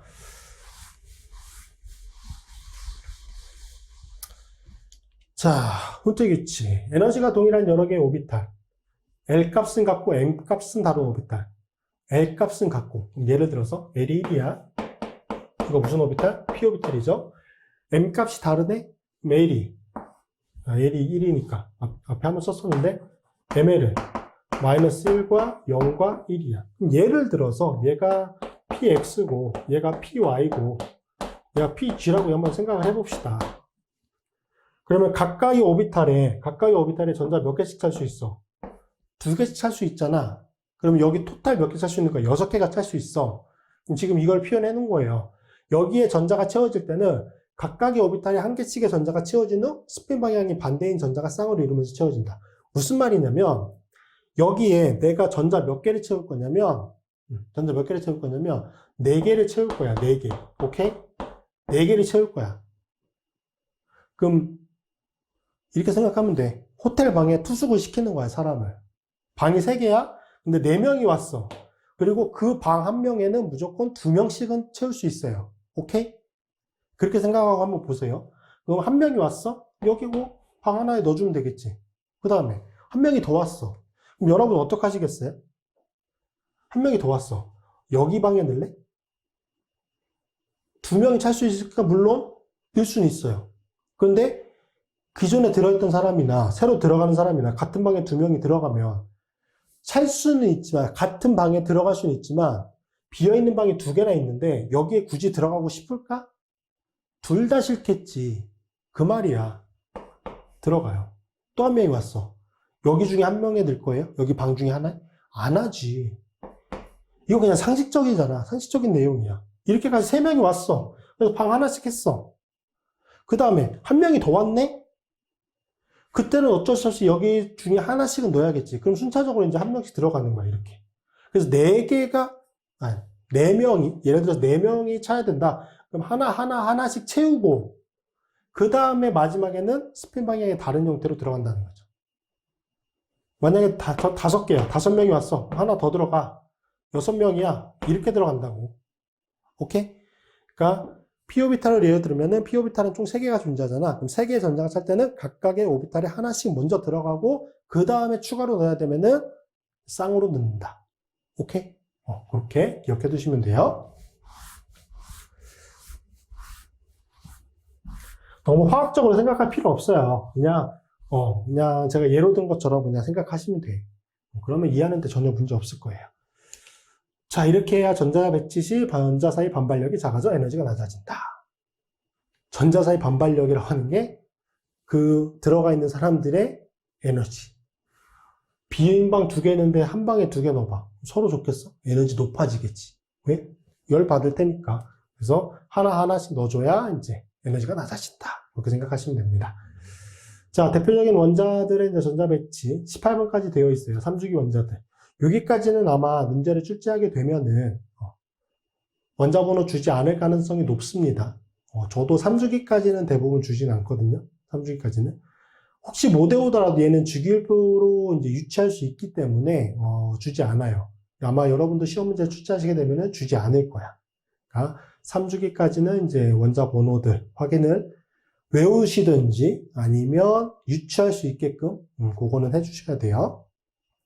자, 그 다음에 이제 이렇게 중간에 헬륨, 네온처럼 이렇게 비활성 기체가 이제 괄호 안에 들어가는데 이게 뭘 의미하는 거냐면, 자, 1주기 원자, 헬륨간, 이거 비활성 기체만 표현한 거예요. 비활성 기체만. 1s2지. 그러니까 비활성 기체라고 하는 거는 그 주기의 가장 오른쪽 편에 존재하잖아. 그쵸? 그 주기의 가장 오른쪽 편에, 오른쪽 쪽에, 18쪽이니까 가장 오른쪽에 존재하잖아. 그 말은 뭐냐면, 그 주기에 존재할 수 있는 오비탈, 거기에 전자가 찰 텐데 그게 다 차 있는 상태란 얘기야. 거기가 다 차야 그 다음 주 양자수로 넘어가게 되는 거거든. 그러니까 비활성 기체는 그 주기에 찰 수 있는 전자가 다 차 있는 상태예요. 그거를 표현하는 거거든. 그래서 네온 같은 경우는 1s2에 2s2, 2p6야. 근데 1s2라고 하는 거를 그냥 써도 되겠지만 헬륨이라고 이렇게 표현해도 된다는 거지. 왜? 헬륨이라고 하는 거의 전자 배치가 1s2니까. 오케이? 그럼 3주기는 아르곤이잖아요. 그럼 3주기는 1주기와 2주기에 해당하는 거는 다 차 있는 거야. 그쵸? 1s2, 2s2, 2p6가 다 차 있어. 근데 요거에 해당하는 게 뭐지? 얘잖아. 얘가 그리고 뭐고? 네온이고. 그래서 뭘로 표현할 수 있다? 네온으로. 이렇게 좀 간략히 표현할 수가 있어요. 여러분이 쓰실 때 만약에 내가 연습 문제 푸는데 4주기 원자야. 그러면 3주기까지는 다 차 있다고 볼 수 있는 거잖아. 3주기까지가 비어 있으면 3주기에 먼저 채우지 4주기로 들어가진 않거든. 그러니까 4주기 원자란 얘기는 3주기까지는 다 차 있다는 얘기. 그럼 3주기에 해당하는 게 아르곤이니까 이렇게 아르곤으로 표현해주고. 왜냐면 이거 쓰는 게 그것도 2:1이에요. 문제 여러 번 풀다 보면 1이니까 그냥 여러분이 공부할 때는 이렇게 쓰는 거 오케이 괜찮아요. 이 잘못된 표현이 아니야. 이거 기본서에도 이렇게 나와 있으니까 잘못된 표현은 아니야. 근데 시험 볼 때는 이렇게 쓰는 거를 별로 추천드리지 않아요. 왜? 얘가 아는 것 같기는 한데 이렇게 표현하기 좀 그렇지만 좀 성의 없어 보이잖아. 그쵸? 시험 문제 보실 때는 그냥 다 써주는 게 좋아요. 근데 교수님에 따라서 이렇게 비활성 기체 전자 배치를 이용해서 써도 괜찮다라고 하면은 써도 됩니다. 저는 이렇게 써도 상관없어요. 왜? 이게 사실 무의미한 거거든? 무의미한 거거든? 그러니까 이렇게 쓰는 게 저는 괜찮다고 생각하는데 교수님에 따라서는 그래도 학생이 시험을 보는데 이 정도는 좀 써주는 게 좋지 않나라고 생각을 할 수도 있어요. 은연중에. 굳이 채점을 하는 교수님한테 약간의 마이너스적인 감정을 도입시킬 필요는 없잖아요. 그러니까 교수님 설명에 따라서 여러분이 좀 결정해 주시면 돼요. 자, 그 다음에 이제 전자를 이렇게 배치하게 되면은 이주기 원자는 n이 2잖아요. 그럼 n이 2라는 얘기는 n이 1인 전자는 차 있다는 얘기지. 비어 있는 게 아니야. 거기 다 차 있고 거기가 다 차 있기 때문에 2주기로 넘어간 거야. 오케이? 1주기에 존재하는 전자는, 즉 첫 번째 껍질에 존재하는 전자는 다 차 있는 거야. 차 있기 때문에 두 번째로 넘어간 거예요. 그러면 여기 첫 번째 껍질에 존재하는 거, 물론 이제 1s2밖에 안 되겠지만 여기에 존재하는 전자를 우리가 뭐라고 부르냐면은 핵심부 전자, 코어 일렉트론이라고 부릅니다. 얘는 뭐야? 그냥 자리 차지하고 있는 거야. 두 번째 껍질에 전자가 차야 되니까 더 안정한 첫 번째 껍질에 그냥 들어가 앉아 있는 거예요. 오케이? 얘는 아무런 의미가 없어요. 크게. 그 의미라고 하는 거는 이제 화학적인 반응에 참여할 수 있느냐 없느냐. 전자라고 하는 게 그 의미를 봐야 되는데 얘는 화학 반응에 참여할 수가 없어요. 중심부 전자는 그냥 자리 차지하고 있는 애예요. 화학 반응에 참여할 수 있는 전자는 여기. 이주기 원자니까 두 번째 껍질이 가장 바깥쪽 껍질이 되겠죠. 가장 바깥쪽 껍질에 존재하는 전자들, 그게 화학 반응에 참여할 수 있는 전자예요. 왜? 바로 다른 원자로 건너갈 수 있거든. 오케이? 그래서 가장 바깥쪽 껍질에 있는 전자가 화학 반응에 참여할 수 있는 전자다. 그걸 뭐라고 부른다? 우리가 원자가 전자라고 부른다. 원자가 전자. 영어로 밸런스 일렉트론이라고 부릅니다. 그래서 이주기 원자는 두 번째 껍질, ES2, EP, ES, EP 이렇게 존재하겠죠. ES2는 이제 다 차 있는 상태고 탄소 원자부터 EP 오비탈에 2개, 3개, 4개 이렇게 차게 됩니다. 이렇게 좀 기억해 두시고, 그 다음에 이제 간혹 문제를 조금 응용해서 내면은 이제 이온 상태의 전자배치를 쓰는 경우가 있거든요. 얘는 어려운 거 없이 일단 그 원자의 중성 상태의 전자배치를 써줄 수 있으셔야 돼요. 일단 그거 써야 되고, 그 다음에 양이온 같은 경우는 양이온의 전하수만큼 에너지 주니까 가장 높은 오비탈에서 전자를 빼줍니다. 마그네슘이 원자번호 10이니까 1s2, 2s2, EP6, 3s2예요. 여기까지 차겠지. 세 번째 주기, 3주기 원자니까. 근데 마그네슘이 2+, 이가 양이온 같은 경우는 전자 두 개를 잃어버린 거잖아. 전자 두 개를 빼야 되겠죠? 그건 어디서 뺀다? 에너지가 제일 높은 거. 여기서 빼주는 거야. 이게 빠지니까 EP6까지 되겠지. 그러면 저 마그네슘이라고 하는 게 이가 형태로 존재하는 이유는 뭐죠? 비활성 기체 전자 배치를 만족시키기 위해서잖아. 그러면 얘가 뭐예요? 네온이거든. 얘가 전자 배치가 같은 게 뭐냐면 네온이에요. 그래서 네온의 전자 배치, 비활성 기체잖아. 네온의 전자 배치를 만족시키기 위해서 마그네슘 같은 경우는 전자 두 개를 잃어버리는 거죠. 그 다음에 음이온 같은 경우는 전자를 더 넣어줘야겠지. 마이너스 차지를 가지고 있으니까. 그러면 넣을 때는 에너지가 제일 낮은 데서 넣어주면, 낮은 오비탈을 넣어주면 되는데, 보통 마지막에 있는 오비탈이 이제, 이 앞쪽은 다 차 있거든, 대부분. 이렇게 기억해 두시면 되고, 황원자 같은 경우는 이제, 전자 두 개를 더 채우면, 전자 두 개를 더 넣으면 비활성기체 전자 배치를 만족시킬 수 있으니까, 전자 두 개를 받죠.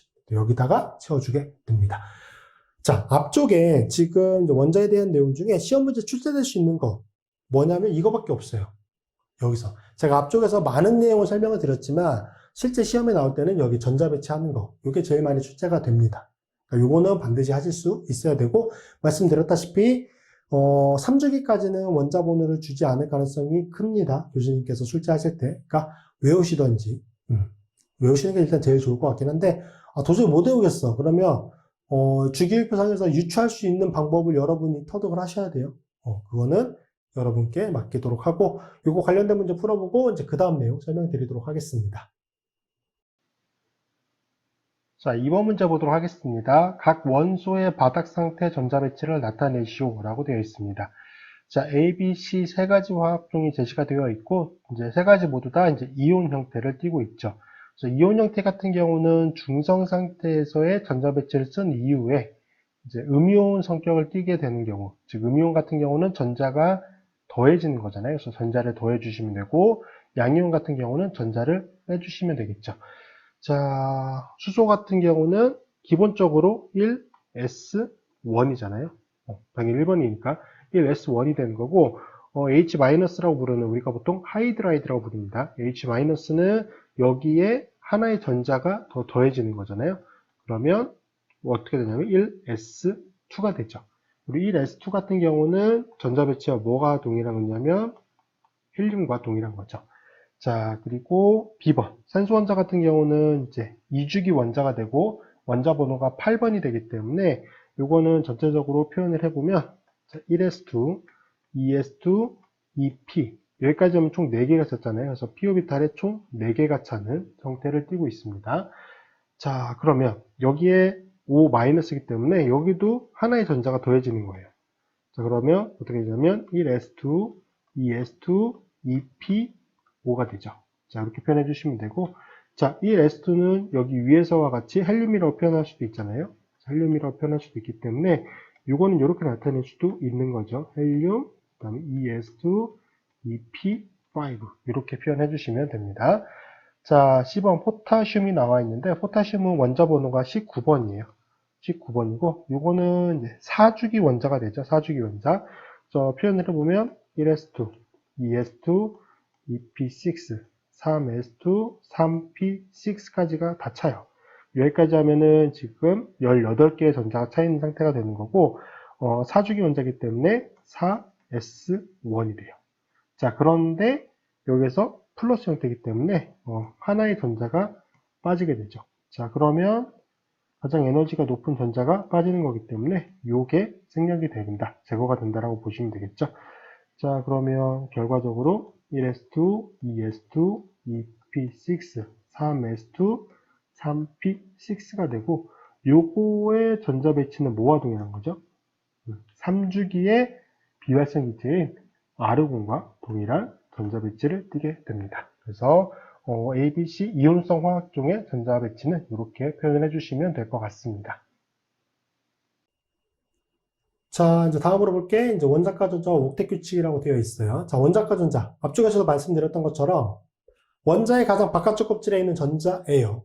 전자의 가장 바깥쪽 껍질에 있는 전자인데 조금 더 세부적으로 보면은 화학 반응에 참여할 가능성을 가지고 있는 전자. 이게 원자과 전자예요. 자, 앞쪽에 나왔던 내용인데 이게 뭐와 구분을 좀 하셔야 되냐면 최외곽 전자라고 하는 용어도 화학적으로 좀 쓰거든요. 그거와 좀 구분을 해주셔야 돼. 자, 거의 대부분 원자과 전자와 최외곽 전자는 같은 개념입니다. 같은 개념으로 볼 수도 있어요. 하나만 빼고 뭐? 자, 얘만 빼고 18쪽 원자만 빼고 18쪽 원자. 왜? 18쪽 원자는 비활성 기체잖아. 얘는 화학적인 반응성이 아예 없어요. 화학적인 반응성이 없어. 왜? 전자가 다 차 있거든. 화학적인 변화가 일어난다는 얘기는 그 전자의 이동이 일어난다는 얘기잖아. 근데 비활성 기체라는 얘기는 전자를 다 채웠어. 다 차 있는 게 제일 안정하니까. 다 차 있는 게 제일 안정해요? 다 차 있는데 뭔 변화가 일어나겠어? 안 일어나. 그래서 18쪽 원자 같은 경우는 최외곽 전자, 가장 바깥쪽 껍질에 존재하는 전자는 8개야. 헬륨은 물론 네온 2개긴 하지만 헬륨 같은 경우는.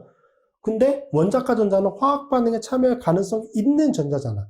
근데 18쪽 원자는 말씀드렸다시피 화학 반응에 참여하지 않는다고. 그래서 제로예요. 얘만 좀 차이가 있고 나머지는 다 같아요. 나머지는 최외곽 전자와 원자과 전자 개수가 같습니다. 이렇게 기억해 주시면 되고 2주기 원자들의 족번호가 이제 원자의 원자과 전자 수가 되겠죠. 이렇게 기억해 두시면 됩니다.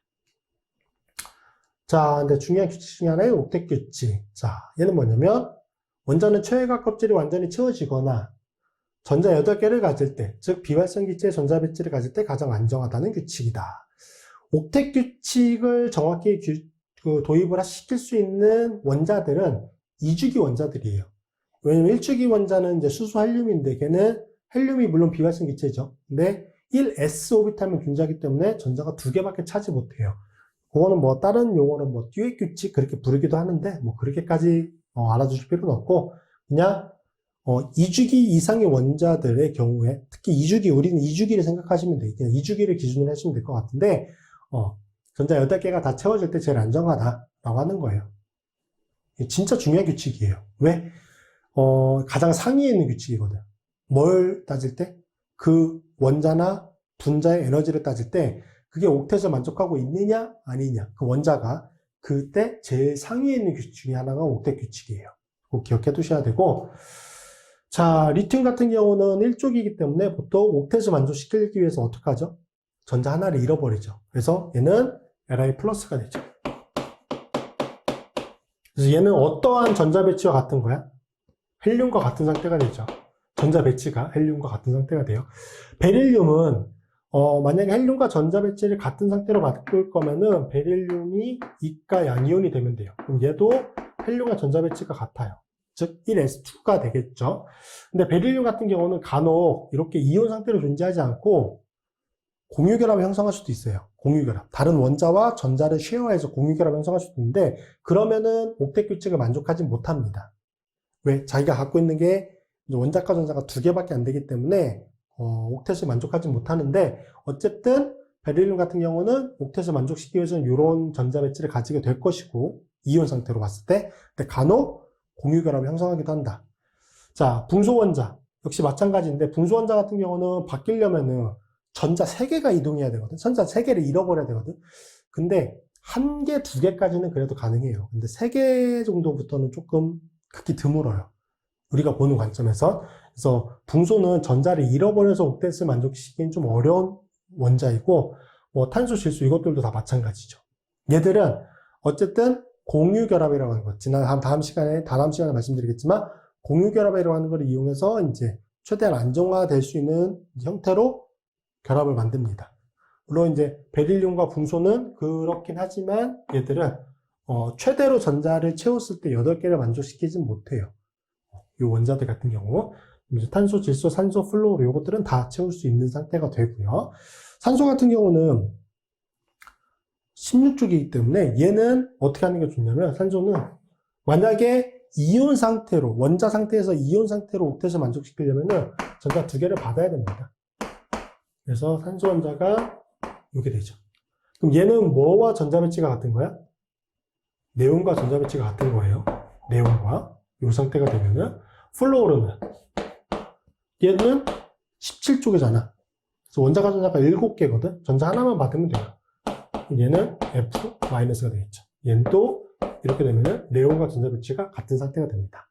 물론 이 원자들은 이렇게 이온 상태를 만들어서 옥텟을 만족시킬 수도 있지만, 자, 여기 있는 원자들, 탄소, 질소, 산소, 플로르, 요것들은 공유결합. 제가 빨간색으로 표시하고 있는 것들은 공유결합. 공유결합을 통해서 옥텟을 만족시키는 형태가 더 흔합니다. 공유결합을 통해서 기억해 두시고, 네온은 뭐 당연히 타 있는 상태니까 뭐 따질 게 없겠죠. 그래서 여기 지금 제가 빨간색으로 표시하고 있는 원자들 있죠? 이게 중요한 원자들이에요. 유기화학적으로.